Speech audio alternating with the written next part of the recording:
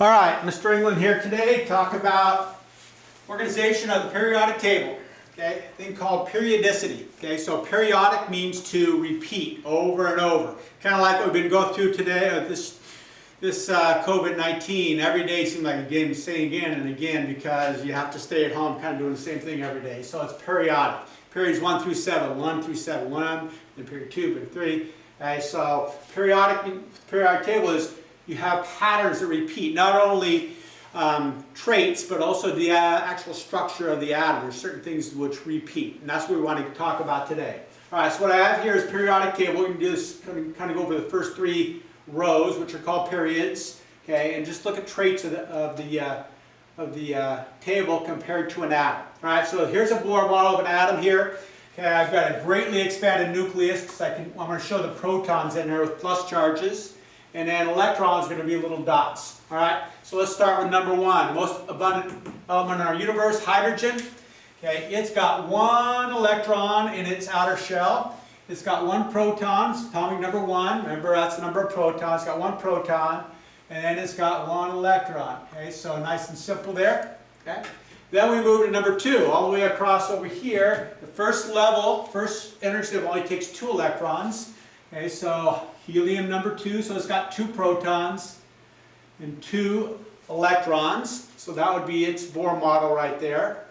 Now, look at the periodic table. We go to the next row after only 2 elements because that energy level is filled. So now we jump to the next one, jump out to that level right there. Okay, that's lithium, so it's got 3 electrons and 3 protons.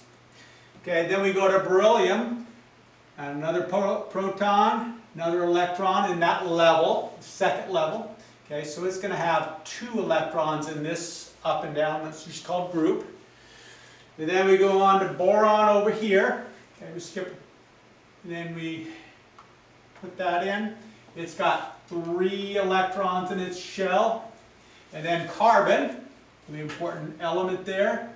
Okay, we put another plus there, so it's got 6 pluses in there. They all kind of group together. And then we have 2 levels in it, and we have 4 there. Okay, 4 electrons in its outer shell. So you can see the pattern here. We're just going to keep going up. 5 electrons, 6 electrons, 7 electrons. And then here it's 8 electrons. Remember that first level only took 2, but after that everything's 8. Okay, remember Mr. Koff's going to talk about the octet rule, I think. Okay, so we can fill the pluses in there, and then we'll fill in the electrons. So by the time you get to neon, you got 2 and then 8 in the second level, so you have a total of 10 electrons there. Now the next one, this energy level is filled, so we're going to jump to the next one. So I'll put an electron there, and that's going to be sodium. Okay, so now you can see the pattern. Everything in this up and down row, which is called a group. Group is up and down or vertical. Everything there has 1 electron in its outer shell. Group 2 all have 2 electrons in their outer shell.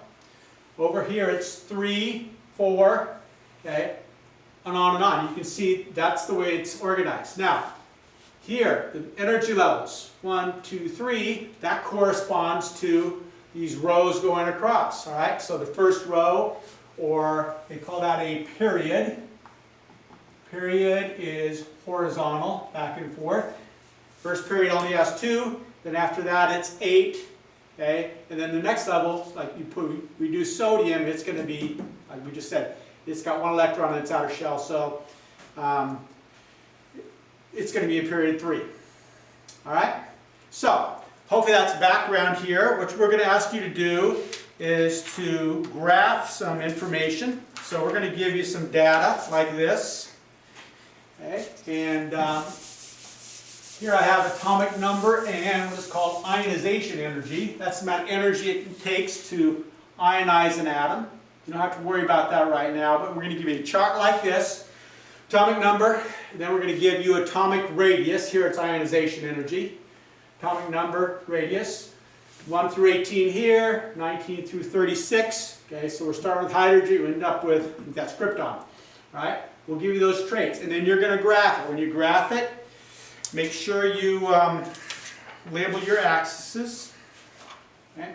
So when you do that, you're going to have atomic number along the x-axis, right, because it's going to be kind of our independent variable. We're changing that. We're going to see what happens to the ionization energy in my graph, but for you it's going to be atomic radius.